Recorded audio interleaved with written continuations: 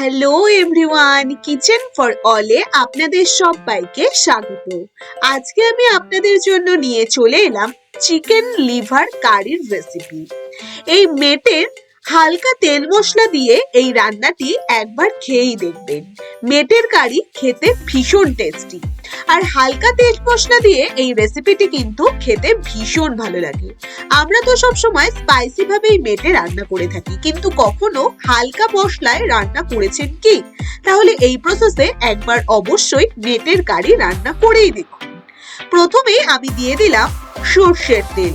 এবার তাতে দিয়ে দেব কিছু ডুমডুম করে আলু আর মটরশুঁটি কেটে রেখেছি। এবার আলু আর মটরশুঁটি গুলো খুব ভালো মতন ভাজা ভাজা করে নিব।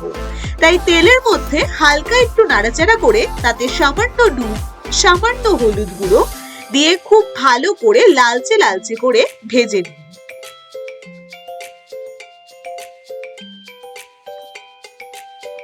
খুব ভালো মতন একটু টাইম নিয়ে খুব ভালো করে লালচে লালচে করে আলু আর মটরশুঁটিটি ভেজে তুলে রাখুন। সবসময় স্পাইসি ভাবে কিন্তু মেটে খেতে ভালো লাগে, কিন্তু একবার এই স্টাইলে মেটো রান্না করে অবশ্যই দেখবেন, ভীষণ টেস্টি হয়। এবার সেই তেলেই আমি দিয়ে দিচ্ছি একটি শুকনো লঙ্কা, একটি তেজপাতা আর এলাচ, দারচিনি। ফোড়নগুলো সামান্য একটু হালকা নেড়ে নিন। এবার তাতে দিয়ে দেব এক বাটি ঝিরিঝিরি করে কাটা পেঁয়াজ কুচি। হাত দিয়ে একটু ভেঙে ভেঙে দিতে হবে পেঁয়াজের টুকরোগুলো। এবার হালকা একটু পেঁয়াজটি নাড়াচাড়া করে নিন তেলের মধ্যে। পেঁয়াজের কালারটা যখন একটু চেঞ্জ হয়ে যাবে, এই রান্নার জন্য পেঁয়াজটাকে কিন্তু একটু বেশি করে ভাজতে হবে, লাল লাল করে। পেঁয়াজের কালারটা যখন হালকা চেঞ্জ হয়ে যাবে, তখন তাতে দিয়ে দেব 2 চামচ আদা রসুন বাটা। খুব ভালো মতন আবারও নাড়াচাড়া করতে থাকুন। পেঁয়াজটা একটু বেশি মতন ভাজা ভাজা করে নিতে হবে।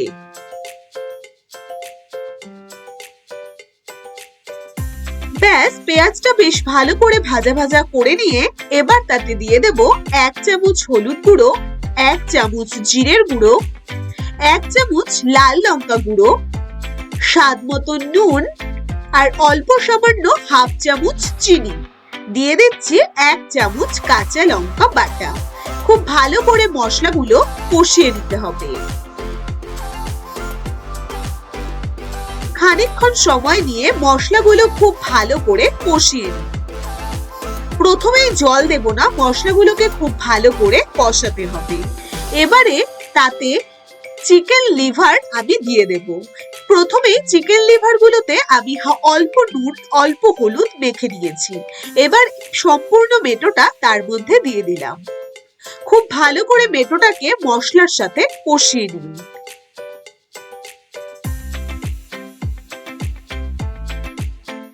একটু ভালো করে কষিয়ে নিয়ে এবার তাতে দিয়ে দিচ্ছি হাফ কাপ জল। প্রথমে বেশি জল দেব না, হাফ কাপ মতন জল দিয়ে মেটোটাকে ভালো মতন সেদ্ধ করে নেব। তাই সম্পূর্ণ নাড়াচাড়া করে দিয়ে ঢাকা দিয়ে রাখুন 10 মিনিট। 10 মিনিট খুব ভালো করে ফুটিয়ে নিন। 10 মিনিটেই খুব ভালো মতন সেদ্ধ হয়ে যাবে মেটোগুলো। এবার দেখুন বেশ একটা গ্রেভি গ্রেভি হয়ে এসেছে, জল কিন্তু একদমই শুকিয়ে গেছে, আর মেটো কিন্তু আমাদের সম্পূর্ণ সেদ্ধ হয়ে গেছে। এবারে ভালো মতন মশলাগুলো হালকা নাড়াচাড়া করে এবার ভেজে রাখা আলু আর মটরশুঁটি ওপর দিয়ে দিচ্ছি। আর দিয়ে দিচ্ছি কিছু চেরা কাঁচা লঙ্কা। এই মেটো রান্না বলুন খুব ঝাল ঝাল খেতেই কিন্তু ভালো লাগে। এবার আমি তাতে দিয়ে দেব উষ্ণ গরম জল 1 কাপ। যেহেতু রান্নাটি শেষের দিকে, তাই এখন আর ঠান্ডা জল ব্যবহার করব না, উষ্ণ গরম জল দিতে হবে। 1 কাপ মতন গরম জল দিয়ে দিলাম।